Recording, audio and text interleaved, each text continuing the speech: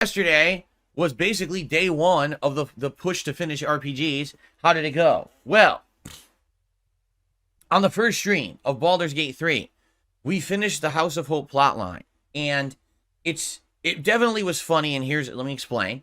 So at the end of the House of Hope plotline, after doing all this stuff in the House of Hope, stealing items you need for the plot and rescuing a person who's in a prison, you have a big epic boss fight. And for a lot of people, they say, oh, this is one of the boss fights. That's one of the big epic ones of the game that's built up and everyone hypes and everyone wants to see this boss fight in everyone's playthrough to see how they handle it. Okay? So, without tons of spoiling, okay? Basically, there's a big showdown at the end of House of Hope, and this epic song starts playing. One of the characters actually is singing lyrics in the song. So you're like, the game devs intended for this to be one of the big fights of the game. Now, the thing is, you don't have to do it. You can actually completely ignore this fight and never do it. You don't ever have to go to the House of Hope. So you could just continue on with the main plot line and never have seen this. But I feel like, hey, if you're going to be doing this game and you're going to be doing it justice, you want to do the more important, interesting fights. And this is one of them, right? So we went through with it. And how did it go? Well, it took almost an hour. Okay? And the reason being, this fight is not just a boss fight.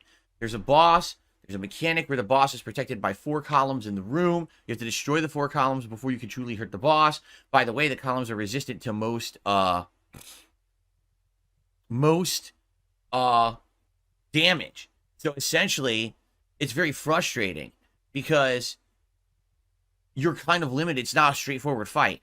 And then on top of that, there's a bunch of what they call ads, which basically means additional units that are there. They're not really the boss, but they're there to cause some annoyance in the fight, and you got to handle those as well. So basically, it's a very complex fight. And I would say, when you think about all the boss fights in the game, probably one of the top 5 most complex. I don't know if it's the most complex because I haven't beaten the game yet, but it's pretty complex. So, I take my time. I'm taking some feedback from the chat, meticulously trying to figure out what to do in each situation, each turn of each character. There's a mechanic where normally I would be using what they say is radiant damage, which is supposed to be like holy magic. But in this fight, you don't want to do that because the enemies reflect it back. So if you study each enemy's description, you'll figure that out right away and not make the mistake. So I'm like, okay, so now this character shouldn't use radiant damage. They should use necrotic damage. So you see what I mean? This game, even, entirety of the game, I'm 120 hours in. There's no real way to just barrel through it. You have to kind of meticulously be paying attention to all the little details going on in each situation if you really want to succeed. But it just makes the game take a lot longer.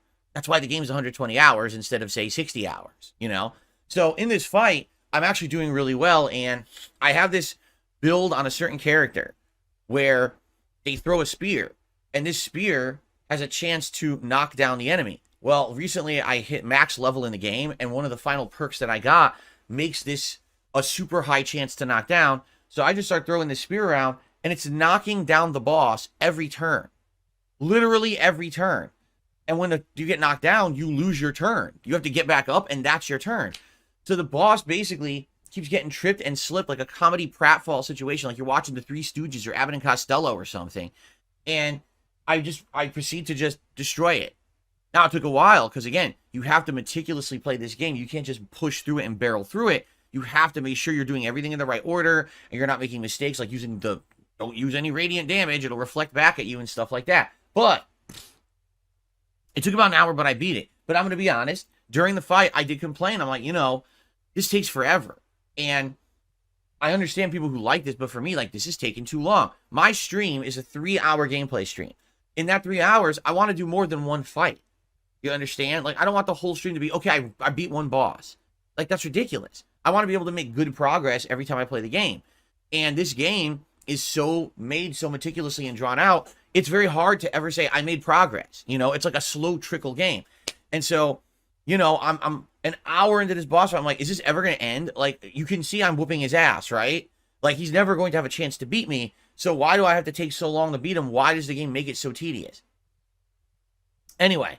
So I do beat him, and then there's epic loot, and I'm looking at the loot, and of course you got to figure out, are you going to use the loot or not? And I do all that. And then finally, for the last hour of the stream, I was able to go in another direction. We got ambushed, and then we went to a new dungeon, and that's what the next stream will be, a new dungeon against a vampire kind of deal, almost like Castlevania.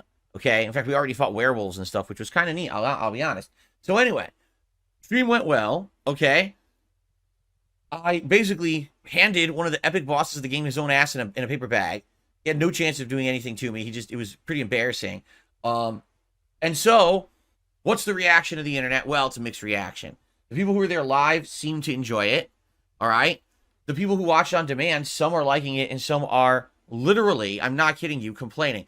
Oh, you make this game so boring with the way you play it. What?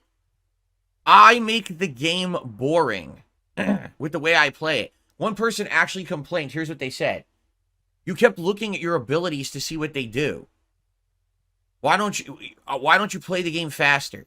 I'm not kidding. That was a comment on the video. I was like, I'm in a turn-based strategy RPG. You're complaining that I'm looking at my abilities to see what they do.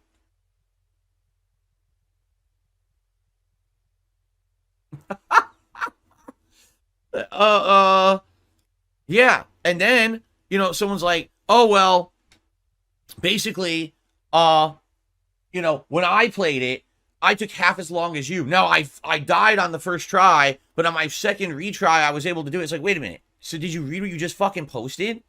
You lost on the first try because you rushed into the fight unprepared. You weren't looking at the descriptions. You weren't figuring it out. And then you had to play it a second time to beat it. So what's your complaint? I said, what the fuck? I thought that's how these games were designed, right?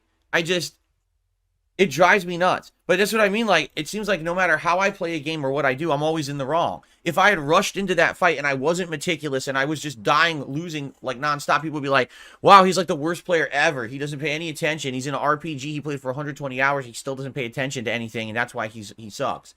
So then it's the opposite. I completely destroyed the boss because I actually played well. And then I get told, oh, you still did it wrong. This was terrible, you know. Anyway, just expect a lot more of that moving forward because that's how people are on the internet towards me. No matter what I do, I'm always bad, right? Anyway, so we did make good progress yesterday, but again, it's funny because they're like, okay, you've beat one of the major quest lines to end the game. What's next? Okay, we're going to do the Vampire Castle. What's after that? Well, then you got to do the Shadowheart quest line. What's after that? Oh, then there's the dungeon underground for Will's quest line with the dragon. Okay, what's after that? Oh, you have to go fight the Ball followers and free Lae'zel. Okay, what's after that? Then you have to do the quest line for the Githyanki to free the Githyanki prince. Okay, what's after that? It's like, wait, what? I thought we're at the end of the game. I thought this is the end of the game. And if each one of those quests takes a stream, how fucking long is it going to take for me to beat this game? This is insane at this part. Like, it's like, why did they backload the game with so much content? I just don't understand it. You saved all these quests for the end of the game when you should be in the home stretch and feeling like you're barreling towards progress and your end. Instead, it's like you're meandering around. And I'm going to be honest, I think this kills the pacing of the game. Most people by this point would want to be seeing the resolution of everything and get ready for an ending. And instead, it's just kind of like staying and just fucking bouncing around. And to be honest, with all of that, it makes me want to skip content. I'm just being honest. Like, it does. It makes me want to skip content that people are telling me I can skip. Like, for example, I guess for the resolution of the Baldur's Gate City plotline where the city is taken over by Gortash, okay? There's different ways to go about it. And if I just, like, straightforward go for him, it saves time, but it's much harder because those robots are still active. And so you have to fight the robots and him. Or you could just disable the robots, but that takes a lot of extra work. So I might just fucking seriously just say fuck it and just go for him because I don't want to be playing this for another 20 extra hours to do it in that way. I want this game to be over. I'm not saying I don't like the game and I just want it to be over because I hate it. I just want the I'm exhausted. I think that's the best way to explain it. I'm feeling exhausted. I've been playing this game since fucking December. We're 120 hours in, and how the hell is the end not in sight yet? It drives me nuts. I want to play other games, and I can't fucking play other games until I finish this insano long game. What is going on with this game? Okay? So, yeah, we'll see what happens. We're going to continue with this, but yeah, I mean, it's people are, "Oh, when are you going to finish that game?" I seriously don't fucking know. Like, if we finish the Vampire Castle on Monday, and then let's say on Tuesday we do the Shadowheart quest, and maybe we do the Will quest, and then on Wednesday maybe we do the Ball Followers quest, right? Great. We're like not even halfway into the end game stuff yet. Like, there's still 10 more missions to do. It's like,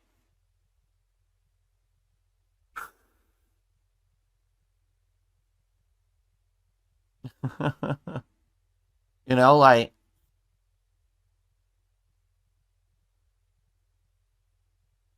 Green Mega Man says current pacing, you're 10 daytime streams away, then fuck that. I'm seriously gonna skip stuff. Really, I mean it. Like, I'm just gonna skip stuff. This is driving me insanely nuts. I just want to see the end so I can play other games. On Friday, there's a new fucking game. That game is gonna have to wait because I'm still playing Baldur's Gate 3. It's stupid at this point. Really, like, that's the best way to describe it. This is just stupid. All right. So, yeah, no, I'm not doing 15 to 20 more streams. We're beating this game within a couple of weeks, one way or another. Really. And the thing is, I at least want to see kind of the resolution for your followers, because that's kind of important. They've been along the journey. They all had their own private missions or whatever. You want to see those end. But I'm probably just going to skip any other side shit that I come across at this point. I don't see the point of doing it, right? So, anyway, yeah, let's keep going. And again, thanks to those who are still with me for that playthrough.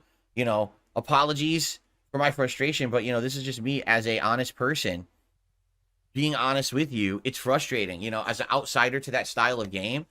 It's just too much of a commitment. It is. Like, this is why I was so apprehensive about playing the game to begin with, because everyone warned me that it was going to be this much of an investment and commitment. And it's like, yeah, but I'm a variety streamer. This is going to kill the channel. And it has. Like, take a look at the last 2 months where all views and engagement are down because people don't come around for Baldur's Gate. It's the same few people, which is fine. I enjoy having 200, 250 people here for it, but that's not going to support my whole channel forever. You know what I'm saying? We've got to get through this, all right?